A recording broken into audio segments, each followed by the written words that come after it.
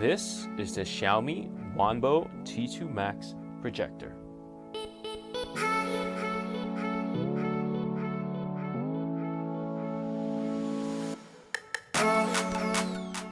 Alright, this projector here has a 1920 by 1080p resolution, which is actually very, very impressive.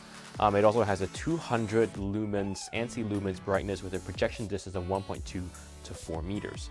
It also has Android 6.0, that's super old, and a gig of RAM and a 16 gigs of storage. Now, this thing's worth $200, so we're gonna explore whether this thing is worth your money, whether you should buy it or not, and how it compares to other projectors as well. So let's get started with the body of the Wanbo T2. So as you can see, actually one thing my sister said, they were like, oh, it actually looks really nice. It doesn't look like a projector. Because I actually have a projector that looks like a projector, and they're like, oh, it's too ugly, I don't want it in my house. So they're probably gonna take this after I finish reviewing it. But oh, let's peel that off. There, oops, oh, there we go. Okay, yeah, so out front here, this is a cooling vent. Air is gonna come out here, there's a fan here. That's your, quote unquote, fully encased glass light engine. That's what it's called. And on the side here, there are two speakers, two 3-watt speakers. So there's quote unquote stereo sound, not surround, stereo sound. Two 3-watt speakers. They're not very good, but they do the job. And then at the bottom, you've got your various things over here. The important thing, you've got a mount here so that you can mount it onto a tripod or some other thing as well. And on the top, we have a power button. We also have a, I don't know what you call it, but it focuses it basically. Here, watch it. You'll be able to see it move in and out. I'm gonna do it like that, and you'll see that it's moving in, that, and then moving out like so. So that's that. And then on the back, we have also here another cooling vent, and here we have power. We have a USB port, HDMI port, HDMI 2.0 I think, and then a headphone jack. And they all work, so there's that. Okay, and here we have the remote control. It's not super high quality. It does not come with batteries, so you need to provide your own AAA batteries. 2 of them are needed in the back over here. And on the front, we have a power button. We have a mouse, which is very, very unuseful because you can't actually point like this. You gotta use this to guide the mouse, which is really annoying. So basically useless, this mouse over here, unless in very specific situations. You have a settings button. You press this button and then the settings menu will pop up. You have 2 controls here. This is left and right. And then here you have the main scroll wheel. This does not scroll, so you can't do this. It's kind of buttons like that. And you have a middle button for selecting, the back button here, home button here, menu button here, plus and minus, and then as well as a mute button there. Now this control, so it communicates with that, and the sensor for this is actually in the front. So when you're behind it, let's say like that, and you're pointing like that, and you're hitting buttons and nothing's happening, you know why? Because you might need to do it like like that to make sure it works. Starting up.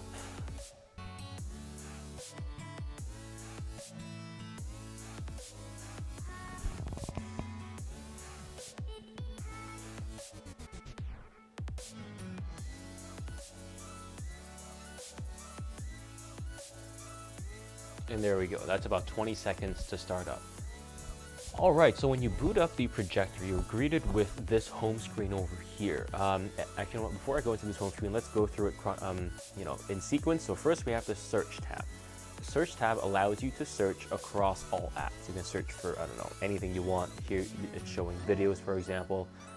I don't really use this because when I'm searching for something, I usually know what app I'm going into. Like, I'm not going into Netflix and looking for PewDiePie or whatever, and I'm not going into YouTube and looking for, I don't know, the latest Blacklist episode or whatever. So again, search tab is a little bit useless for me. I don't really use it that much. We'll continue over here.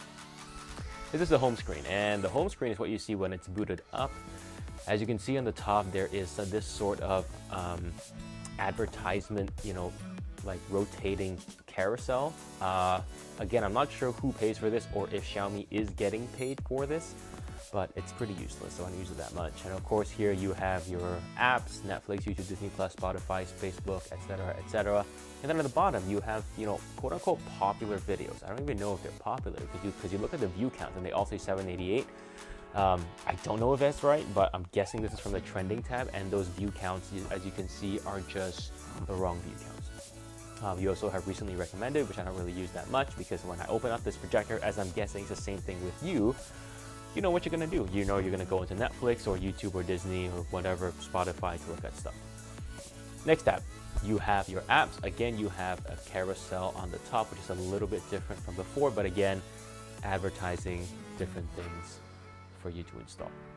This is the apps tab. You know, for example, you have video, news, lifestyle, tools, and music. And going into here, you can basically install apps without signing into Google Plus. Or sorry, not Google Plus, Google Play. I'll show you later, but I already have Disney Plus and Netflix installed, so no problem there. If you want, there is Google Play, and I'll show you. So as you can see, this is the My App section. I already have Disney Plus installed, and if you go this way, you'll see that there's a Google Play Store over there. But I'm too lazy to sign in. I already have Netflix and Disney Plus installed, so that's all good. And of course, you have your various sections of apps that they recommend: Top Apps, Sports Center, etc. All right, going to the video tab. This is, again, carousel for ads. And here you have various sections for you to watch stuff. As you can see here, you can choose movies. For example, let's say I'll watch, I don't know, Cinderella. We'll do that. So if we play this and we click play, as you can see, it says, download the Prime Video client first, then click play the video. So this thing is not as useful as you think, just because all of these videos require you to install a certain app first. Could be Netflix, could be Disney Plus, could be Amazon Prime. So unless you have all those, this is pretty useless. Same thing with sports. You know, I'll just go in just to show you what it's like. So really not too useful. Again, lifestyle. This is actually, you know what, this is YouTube. So I could play stuff if I wanted to, for example here. So I'll play that and turn the volume down, or I'm gonna get copyright striked.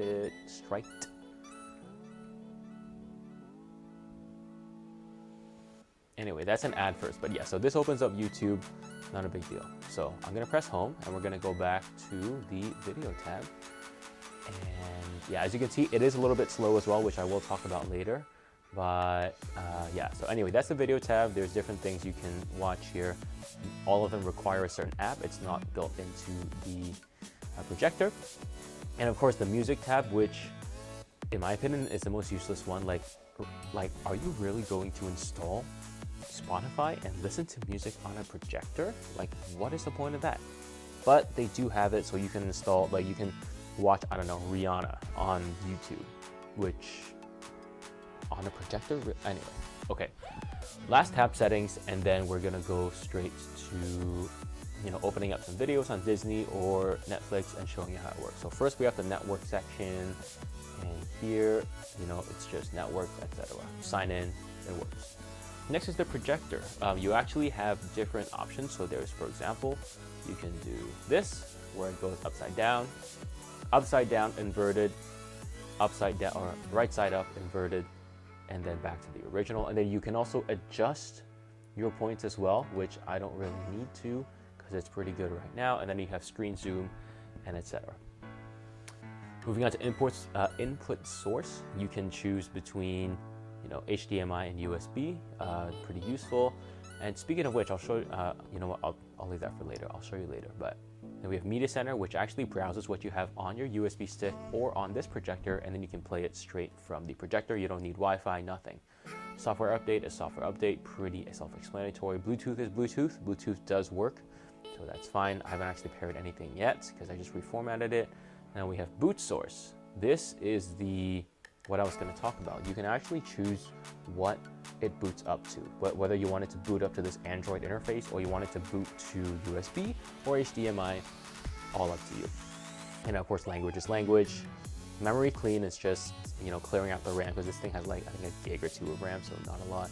And then system is where you have other settings. So here we have network settings, not too big a deal. Time setting, you can set the time. And then you have common settings, which actually goes to a more Google-like setting, so your language, apps, inputs, picture, which you can here. And then you have picture mode, for example, here where you can actually adjust things, where, you know, I like doing vivid myself. Not a big change, as you can see, almost nothing changed in that thing. Go to advanced video, you can choose other things. I left everything as normal because the things you change don't really make that much of a difference. And then on to sound. Again, you don't want to turn on surround sound because these speakers are pretty crappy already. They're good enough for listening to stuff, but you turn on surround sound and it just sounds really bad. Okay. And yeah, so that's about it. So you know what? Let's go open up the Netflix right now. Okay, so I have the sound turned off right now, but here, as you can see, the video actually looks not too bad. I will tell you at what size approximately it starts looking really blurry, because this is only a 720p projector. So right now the screen is about a 35 to 40 inch, and it actually looks pretty decent. The contrast actually looks a little bit better than what you see on the video, because I actually noticed on my camera it kind of blows it out a little bit. So it does look pretty good.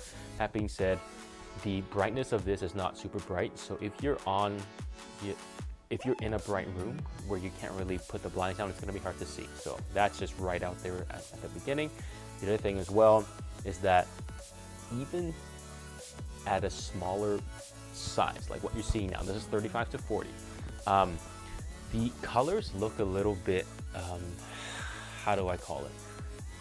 It's like they turn the contrast way too high. Like, just focus on each of their skins and you see that the gradient of color is not very smooth. And you see that when you go into like Photoshop and you turn like contrast way up. That's just the quality of this. You know, this is a cheap projector, right? So you know this right off the bat. This is a cheap projector. It's not going to look amazing, right? So that's just the first thing right there. Looking at other things as well, the frame rate is decent. Like, me as a gamer, I can tell that it's a little bit slow, but if you're a regular person, you don't really play games that much, the frame rate is going to be fine to you, and you really won't be able to tell. So let's go on and we'll test out. Actually, you know what? I will open up Disney Plus just to show you that it works, and then we'll go from there. Okay, so I just opened up the Disney Plus app, and I'm just playing MODOK right now. Before I keep going, the Disney Plus app crashes a lot. I think it's just a lot heavier than the Netflix app. The Netflix app has no problems whatsoever, but the MODOK app, oh boy. Here's a pro tip for you.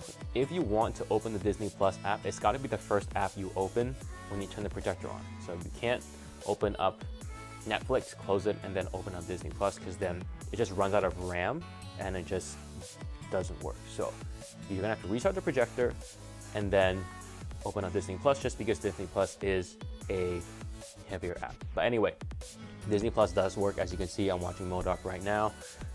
Again, super annoying to actually get it to work, but otherwise it's fine. And actually, I don't like this Marvel character, MODOK. He's kind of weird, even in the comics. Okay, let's move on to sound. There we go. So I'm playing something on YouTube just so I don't get copyright striked, but yeah, audio is not great. Just listen to it for like 5 seconds. Yeah, so it's very, there's obviously no bass because the speakers here are pretty bad, but they're serviceable if you just want to watch, you know, TV, listen to dialogue. You can hear it. It just doesn't sound very good. But yeah. So here's the important question. Should you buy this projector? This is $200, which is literally bottom of the barrel. It's as cheap as you can get for a projector. What I'm gonna say is that this is not a good projector. I'll say that outright because I have a better one at home right now. This thing is 200 lumens. It's 1080p, which theoretically should mean something, but it doesn't. The remote control is average at best, and the color reproduction is not great. But that being said, can you find a good projector for $200?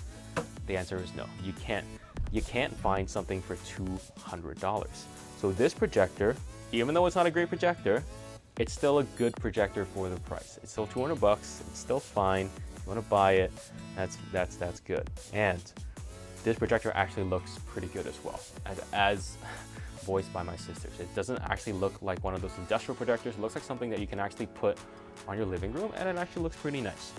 So let's put it this way. If you can spend more money and get a better projector, don't get this. It's 200 bucks. Like, this thing's 200 bucks. Spend like 100 bucks more, get something a little bit better. Either with a better version of Android, more RAM, better, lens, etc. But if you can't afford anything else, this is the best you're gonna get for 200 bucks. So that's what I have to say for this. Thank you so much for watching, and I'll see you guys in the next one.